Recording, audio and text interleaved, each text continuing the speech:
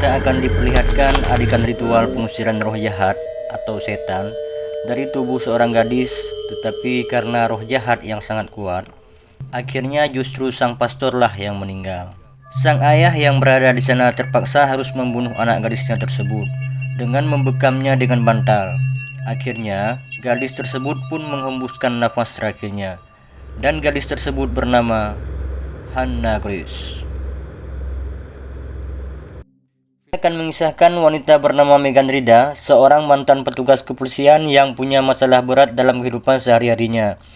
Ia harus berhadapan dengan depresinya karena rekan sesama polisinya ditembak mati pada sebuah insiden. Megan yang merasa bersalah tentang hal tersebut menjadi pribadi yang suka menyendiri dan bahkan ikut dalam sebuah sesi rehabilitasi. Tapi semua itu tidak berhasil.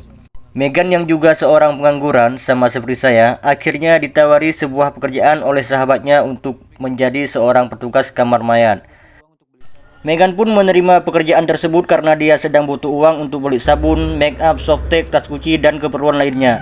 Dr. Lewis mengatakan bahwa sudah ada 3 orang dalam 1 bulan ini yang keluar dan tidak sanggup dengan pekerjaan ini. Selain karena posisi yang ditawarkan adalah untuk si malam, profesi ini juga dituntut untuk tahan terhadap aroma-aroma yang tidak sedap dari mayat. Katanya, imajinasi mereka juga menggila dan sering mendengar hal-hal ganjil di tengah malam. Karena mental mereka yang tidak kuat dan oleh sebab itu banyak yang tidak tahan dengan pekerjaan ini. Secara tidak langsung, Dr. Lewis mempahitkan pekerjaan ini di awal. Namun dengan percaya diri dan gede hulu, Megan mengatakan bahwa dia yakin saat seseorang mati, maka mati saja. Dr. Lewis pun menjawab, "Good." Dr. Lewis kemudian menjelaskan beberapa hal dan proses dari pekerjaan, dimulai dari lampu lorong yang memiliki sensor, yang dimana saat seseorang melewatinya, maka lampu akan menyala otomatis. Men's room is down there, women's room is down there. Big bay is for drop-offs only. The premises while you're on duty. No.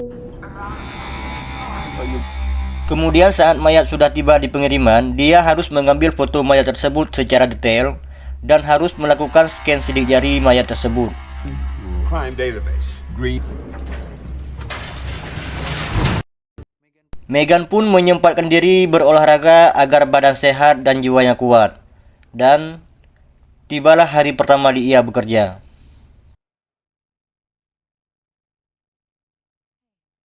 Ini adalah Pak Souza. Beliau merupakan salah satu security di fasilitas ini, dan ini adalah Dave, seorang security juga, dan dia juga nampak curi pandang kepada Megan.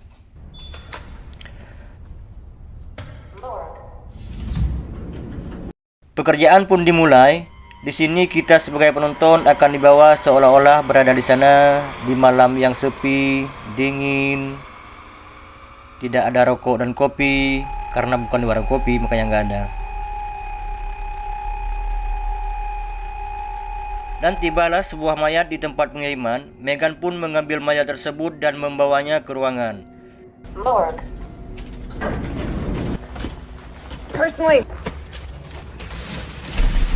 Dia mulai menyeken jari mayat tersebut, kemudian dimasukkan ke lemari mayat. Dan tiba-tiba,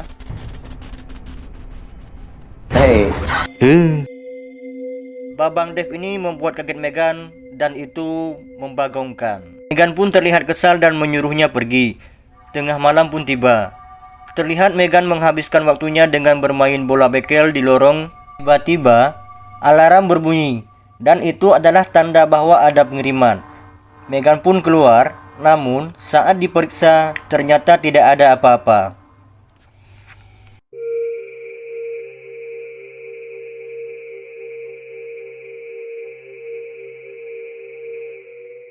Tapi tiba-tiba ada seorang pria parubaya berdiri di sana. Pria tersebut memaksa Megan untuk membiarkannya masuk ke dalam. Tapi Megan menolaknya. Megan pun kembali ke dalam. Dia pun menelpon security. Kata security, hal itu sering terjadi. Di saat bersamaan, dia melihat ada pengiriman di CCTV. Megan pun ke sana dan mengambil mayatnya. Di tengah perjalanan, si mas pengiriman bilang jika mayat ini keadaannya sangat buruk sekali. Bahkan, saat ditemukan mayat ini sedang tergeletak di sebuah gang dan sedang dalam keadaan masih diiris oleh sang pelaku pembunuhnya. Mas pengiriman pun pamit untuk pulang, dan disinilah kehororan duniawi dimulai. Serem ih.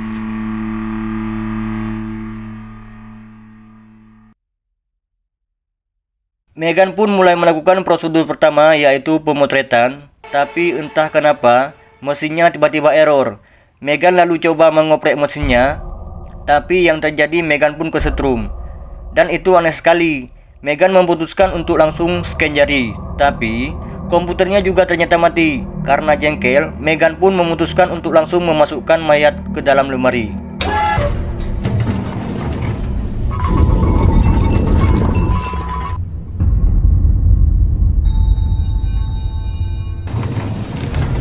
Tiba, tanpa ada gempa yang melanda, gelas dan suntikan pun tiba-tiba jatuh. Saat Meghan merapikannya, tidak sengaja pecahannya melukai tangan Meghan. Dia pun kemudian memasukkan mayat Hannah ke dalam lemari itu, lalu mengobati tangannya.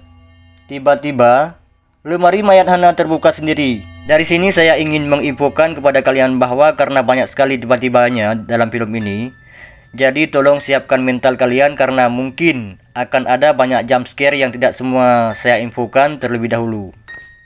Meghan pun memeriksa dan memasukkan kembali mayat si Hannah, dan alhamdulillah tidak ada hal yang buruk terjadi. Nah, penasaran dengan sosok Hannah Grace, kan kemudian mencoba mencari biodata tentang beliau di data-data kepolisian yang akhirnya membuahkan hasil. Yang mengejutkan, di data laporan tercatat bahwa matanya berwarna coklat. Tapi saat dicek, ternyata matanya berwarna biru. Meghan lalu melihat ada sesuatu yang aneh di tubuh Hannah. Saat Meghan buka, ternyata itu hanya halusinasi Meghan. Kemudian memasukkan mayat Hannah, lalu pergi ke ruangannya. Karena haredang, Meghan pun melepaskan alma maternya. Saat sedang mengulung, tiba-tiba terdengar suara,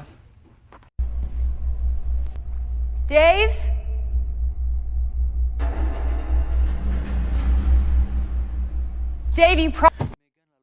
Meghan lalu memeriksa ruangan mayat dan betapa kagetnya dia saat melihat kotak lemari terbuka dan mayat Hannah sudah lenyap.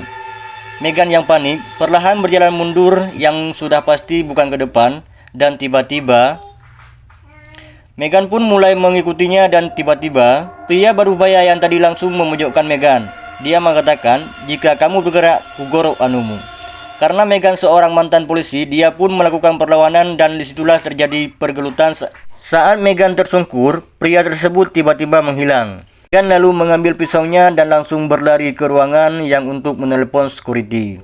Saat Meghan kembali, semuanya sudah hilang. Meghan pun lalu mencarinya ke ruangan kremasi dan ternyata disitulah pria tersebut bersama mayat Hannah. Singkat cerita, security datang dan menangkap pria tersebut. Sebelum dibawa, pria tersebut sempat mengatakan Meghan untuk menghancurkan jasad Hannah. Pria tersebut pun dibawa ke kantor polisi dan Meghan kembali ke pekerjaannya dengan atmosfer yang berbeda dengan sebelumnya. Meghan pun memasukkan mayat Hannah dengan perasaan ringrang. Untuk menenangkan diri, Meghan pun diajak oleh temannya untuk makan di luar. Sementara itu, Dave berjaga untuk menggantikannya. Dan pada bagian ini saya sudah bisa menebak apa yang terjadi dengan Dave. Pasti kena teror. Ternyata benar. Untuk menghilangkan kebosanan, Dave pun bermain-main di depan lorong. Tiba-tiba, tuh kan?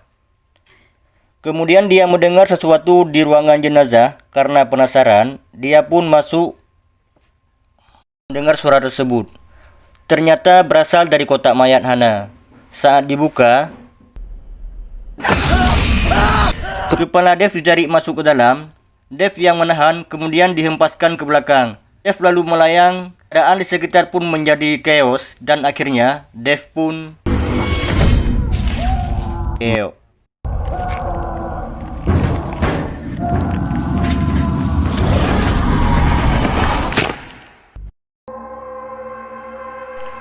Meghan yang sudah kembali dan tak tahu apa yang terjadi, melihat keadaan di sana sudah berantakan, lalu dia membereskannya.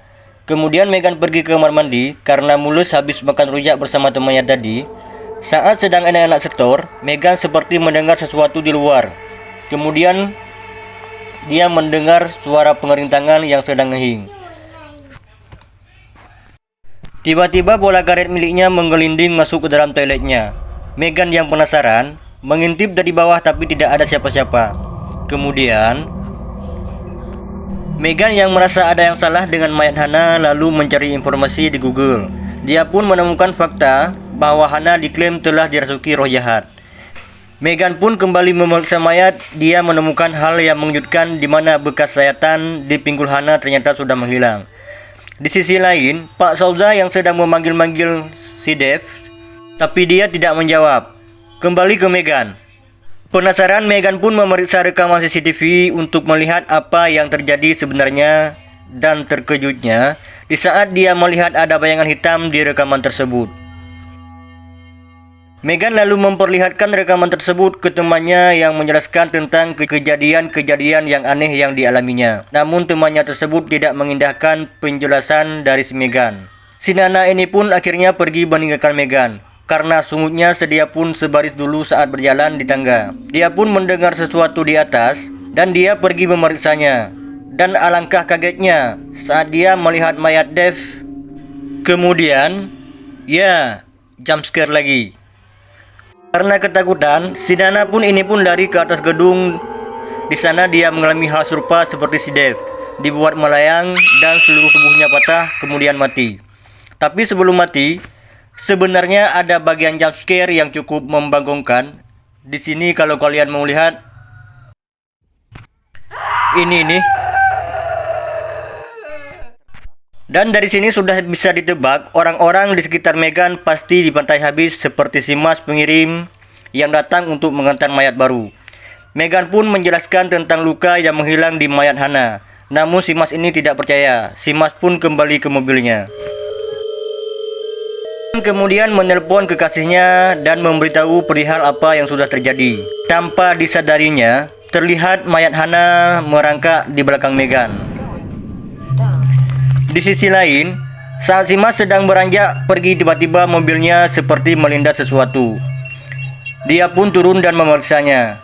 Lampu di sekitar pun tiba-tiba hidup mati seperti habis token. Kemudian si Mas mulai melihat daerah sekitar dan terlihat Hana sedang merangkak. Dan akhirnya si Mas pun mati.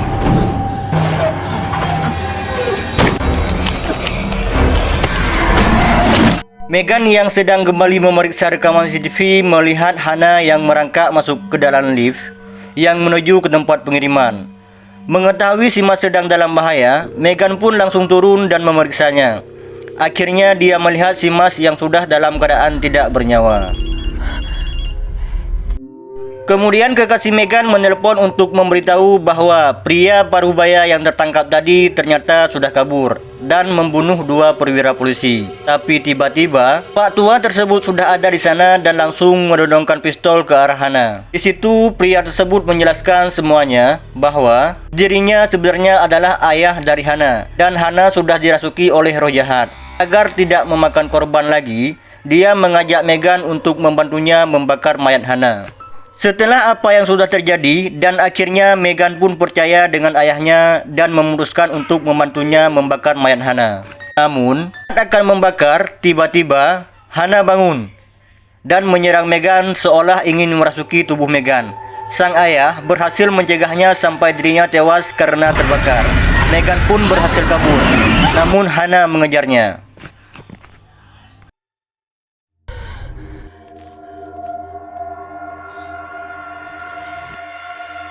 Megan pun akhirnya tertangkap juga dan langsung dibuat tak sadarkan diri oleh Hana. Kekasih Megan yang saat itu sedang datang ke lokasi mencari di mana keberadaan Megan. Di sisi lain, Megan pun akhirnya bangun dan seketika kaget karena sudah berada dalam lemari mayat. Di sana, dia melihat mayat teman-temannya yang sudah terbujur kaku tak bernyawa. Kekasih Megan pun akhirnya bertemu dengan Pak Souza yang saat itu kebetulan sedang mencari Dave. Di saat bersamaan, Megan pun akhirnya bisa keluar dari lemari mayat tersebut. Tiba-tiba, mereka dikagetkan dengan kemunculan sosok Hana yang sudah menempel di dinding seperti tokek. Mereka pun langsung berlari dari sana, namun naas, Pak Souza yang salah jalan akhirnya mati duluan. Kekasih Megan langsung menodongkan pistol ke arah Hana, namun belum sempat menembak, dirinya sudah terkena tarikan oleh Hana, sehingga dia tidak bisa bergerak dan akhirnya melayang di udara. Lalu Megan mengambil pistolnya dan menembak Hana beberapa kali hingga akhirnya Hana berhasil dilumpuhkan. Kekasih Meghan pun berhasil diselamatkan. Meghan kemudian menyuruh kekasihnya untuk pergi duluan dari sana. Sementara itu, Meghan langsung menyeret mayat Hana dan berniat membakarnya. Saat akan dibakar, Hana tiba-tiba bangun dan menarik Meghan, tapi akhirnya Hana pun berhasil dikalahkan. Setelah semua selesai, akhirnya Inspektur Ladosing pun datang ke lokasi. Dan akhirnya Meghan dan kekasihnya selamat. Ding, dan terlihat sedang berolahraga seperti biasanya. Tapi, Meghan nampak berbeda dengan sebelumnya. Dia mengatakan, "Aku tahu jalan masih panjang, tapi aku merasakan kekuatan setiap hari, takkan ada yang bisa menggantikanku." Tamat.